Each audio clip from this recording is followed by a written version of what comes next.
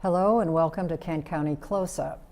I'm Deb Havens, and at the beginning of 2018, the state of Michigan filed suit against Wolverine Worldwide to recover the costs of what has been called an expansive probe into drinking water contaminated with PFAS and PFAS chemicals. But some costs can never be recovered, and some questions have so far remained unanswered. Tracy Bryhoff, a Belmont resident, lives with that burden. And Tracy, thanks so much for being here today, and I'm sorry that we're beginning a topic like this with you, but it's extremely important, and I'm very glad that you're willing to share with us. Well, thank you. Your home south of Post Drive, near US 131. Now, initially, you were outside the Wolverine Worldwide testing area. They were testing for possible well contamination. Correct. And you were still concerned, though, even though you were outside that area. Why was that? I was concerned because my husband came down with and died from kidney cancer when he was a completely healthy person. It just came out of nowhere.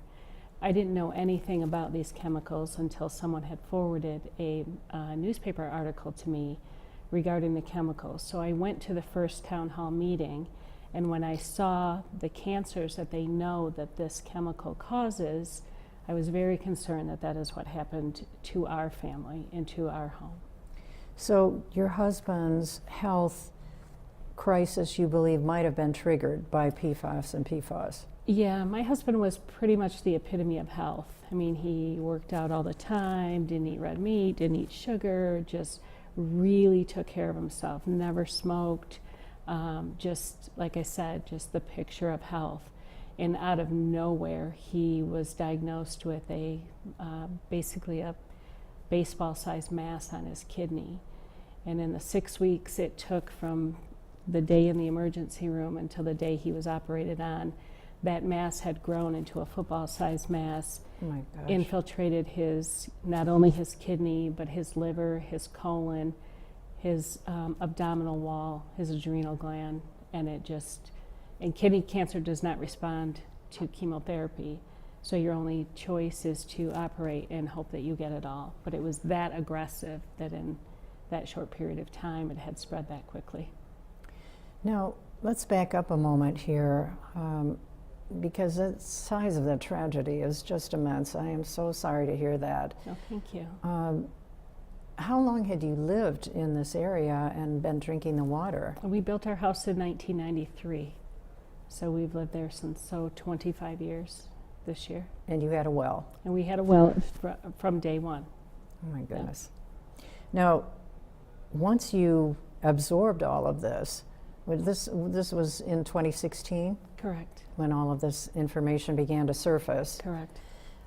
You asked the state officials to test your water at that time? That is correct. After the town hall meeting, we were all given contact information. So I contacted the DEQ and explained my situation and explained that my husband had died of kidney cancer, that I had had thyroid cancer in this house, and that I felt that my well should be tested and that should be expanded down to where we were, because I was so close to the line of where they were testing. But I was told no, that Wolverine was not going to they were not going to expand the search farther than what they had already set up, and so I hired a private company to come and test my well. Oh. So you had thyroid cancer as well? Correct. And when was that? And that was in 2006. So when I went to the town hall meeting and I saw that the 3 cancers that they know that this causes were kidney cancer, testicular cancer, and thyroid cancer, and my husband and I had 2 of the cancers, that was a huge red flag for me. Well, I can certainly understand that. And so fortunately, though, you were able to treat this problem personally? Yes. So thyroid cancer is really just the removal of your thyroid and then taking hormones, thyroid hormones, stimulating hormones for the rest of your life. So at this point then, you're living life on your own. Are you still in the same house? I am still in the same house. Let's take a look at this area where your house is located, because there is a buffer zone of homes around the initial area where Wolverine's tannery sludge dump was located on House Street. Correct. So now there's a little tiny white triangle up there, Yep. and that is where your house is located. Correct. So initially you were on the outside of that test area, but over time that has changed. Let's go sort of in between time here to discuss what you did when you found out that you were outside that area and you could not be part of what the state was doing to test. That's correct. You mentioned you decided to go out on your own for a test. I did. I contacted the DEQ again once I found out that I was not in their testing zone, and they actually gave me the name of 2 different companies to try. So I contacted both companies. The first one to respond, I just had them test it. So they came out and did the test and then had to send the results. I believe the test, the company that they used or the lab they used for my house was in Washington State. So they sent all the information to Washington State. I paid an additional amount to have that expedited to see if we could get the results back quicker. So about $2,200 out of pocket to have it done. Oh my gosh. Well, now what I understand is that there are 18 labs across the United States that the EPA has certified. They are competent to test for PFAS, PFAS. There's a certain protocol, number 537, I think it's, for the EPA to mandate that certain commercial services will meet that if they are provided. But none of them are in Michigan. Correct. Which is ironic to say the least. So how did you manage this out-of-pocket expense? I mean, was this something that was easy for you to do, or is it something that has created a problem for you? It didn't create a problem, but it was something that I just felt that I had to do, and it didn't feel like an option for me. Mm-hmm. It felt like I needed the information. And that you weren't going to get it Correct. from the state or from the Wolverine testing facility. That is correct. So now all of this happened somewhere around 2017. Correct. My husband passed away September 22nd of 2016, and it was later that year that I started to hear about everything that was going on with the PFAS chemicals. And then you had your own test conducted in the spring of that year? That is correct. Yeah. And then later, there was a change in Yes. the situation with Wolverine. So what happened then? So then Wolverine did expand their testing area. I was then included in that expansion. And they came out, gave everyone basically a case of water, a jug of water, and came back and had their people test it. And that was it? Yes. So what's your status at this point? So right now, I do need to put a reverse osmosis system on my home. I do plan to stay there, but it just hasn't been something I've been able to do yet. In order to do this, I have to clean out my basement, which is all of my husband's things, and I just haven't been able to go through all of that stuff yet. Yeah. So right now I live on bottled water. I can't wash my vegetables or fruit when they come home. I have to rinse everything with jugs of water that I purchase, and so it's much more of an expense now because of that. I'm sure. You know, and you consider, you're brushing your teeth, everything that you do with water, and you just expect it to be safe. Well, the other thing that I thought was interesting was when you had your water tested initially, the company tested for some 6 PFAS and PFAS compounds. Correct. But Wolverine mandates a test through their consultant for 23 of those compounds. That is correct. So what you've been through here is a situation where you're trying your best to find out what has been going on, what the impact has been for you, and the system does not seem to be responding to you too successfully.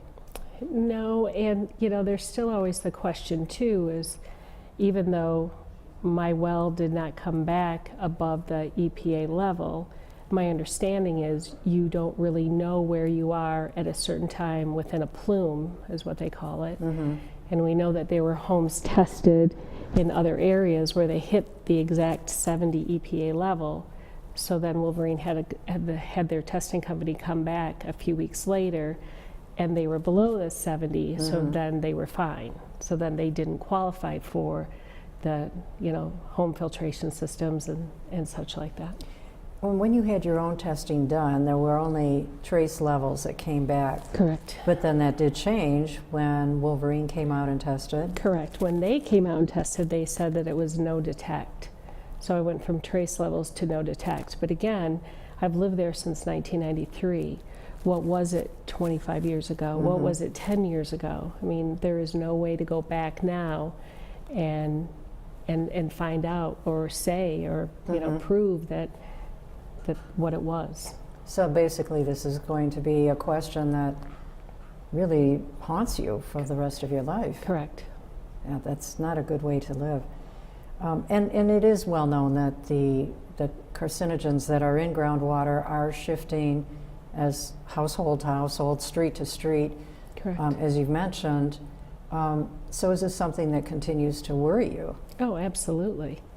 Absolutely. And I think it should worry anyone who's living in this area. And what about testing then? Will you be testing more in the future? Well, I think that's the next thing. I do have to have that system put in my home, and then but my understanding is you have to pay then to have somebody come in and test it, certain times, if you do it annually or semi-annually, but they can come in and test what it's coming into your home at and what it's going through the system at. So let's just pause here because, I've mentioned before that I live in Plainfield Township and I had concerns about the water because of some health issues I had, specifically related to thyroid and earlier breast cancer, although breast cancer is not really something that is at this moment correlated to that. But, I know how uncertain I feel at times about my situation. And to have the loss that you've experienced is just really beyond words in a way. How have you pulled your life together at this point? I think it's a day-by-day thing. I was in my 50s. My husband was in his 60s when he passed away. We thought we were going to have, 20 more years together. He worked really, really hard and never got to see the benefit of anything that he had worked for. And, it's a difficult day-to-day situation. What about relationships with other people in your area? Have those expanded in a way to provide some sort of support system? I believe so. I think because so many people have come together, and we may not all have the same experiences, but we are, I think, all fearful of what could happen and what everybody's circumstances could be. So yeah, I think it has kind of formed a community. Probably not a community that anybody was looking for, Yes. But Well, what is a relationship then, even because when you do have a community, you do have a bigger voice. correct. Has there been some additional power, if I could use that word, to find out perhaps what results will be expected in the future? In other words, is there any kind of health research that's going on with your group? Well, there is a cancer study, my understanding. There's a cancer study going on out there right now. But you're not part of it. Actually, I am a part of it, inadvertently, because I put Tom's information into the cancer study. So this is a statistical analysis type thing? That is correct, yeah. And there's so many great people out there that are doing so much research that are part of this community that have just been phenomenal. It does become overwhelming. It does, for me, it becomes overwhelming. It just makes me angry, and then it makes me sad. Yeah. So, what do you think should be done at this point? I wish I knew that answer. I think somebody does need to take responsibility for this. I look at things even just in this area. How are people going to sell their homes? How are people going to be able to relocate if they have to? And how comfortable are you living where you're living when you know that this is all around you? So it's just difficult. I think it's difficult for anybody who's in this area. Right. And there doesn't seem to be any real discussion about those kinds of situations right at the moment. No, there doesn't. So you're kind of stuck. I mean, if you wanted to sell your house, you would still have to, even if you have a very trace element Correct. report, you still are well known at this point. Yep, it has to be disclosed. Well, anybody that would sell their house in this area, it has to, the information has to be disclosed to who's ever buying the property. So, Do you know of anyone who is really in this situation so far? I mean, you said you want to stay put. correct. And Yeah. why is that?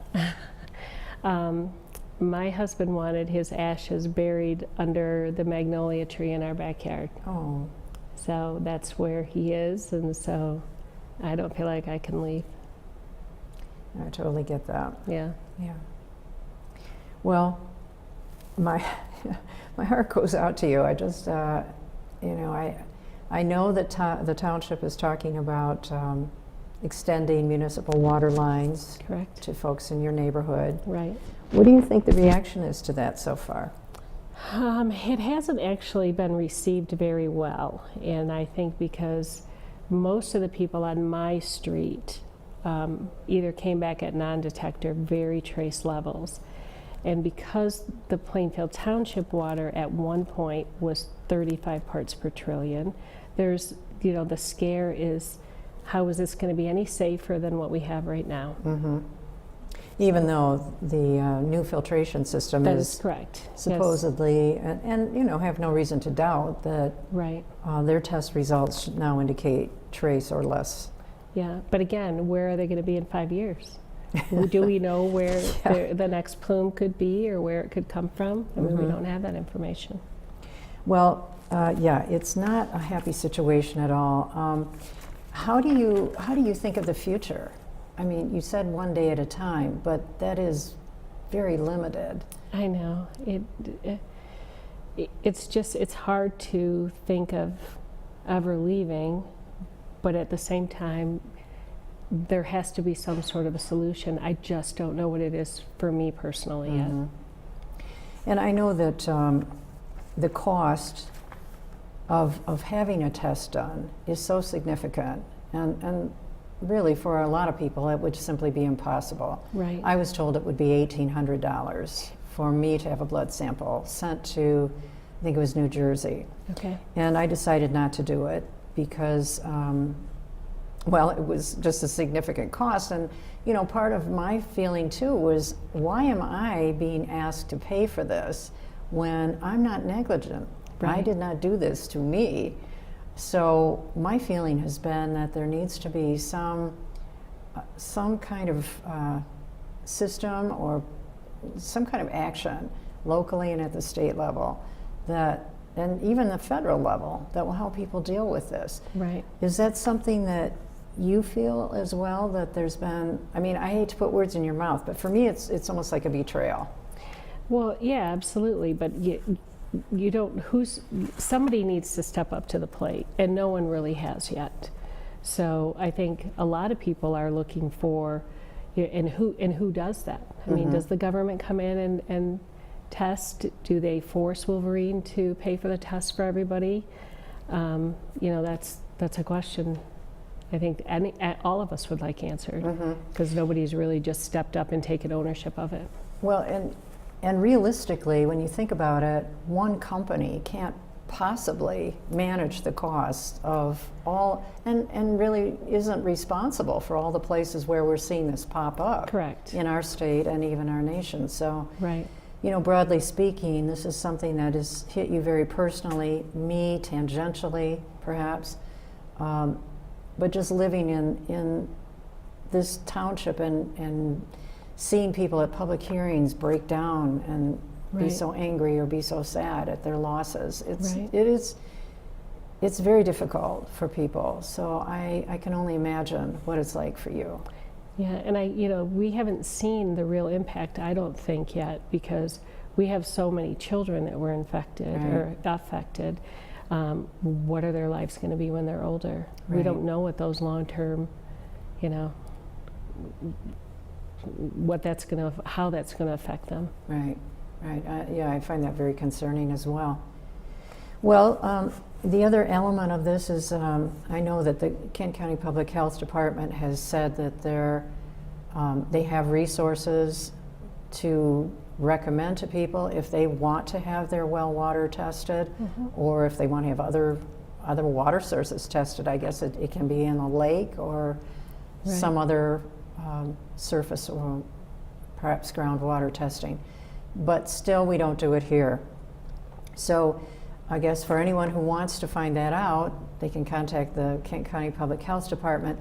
Do you have much of a relationship with that department now? No. Are you involved at all in any way? I am not, no. So it's mostly an information resource base. It's not really a reach out, let us help you kind of thing yet. Correct, yeah. If it will get there, Right. I hope. Yeah.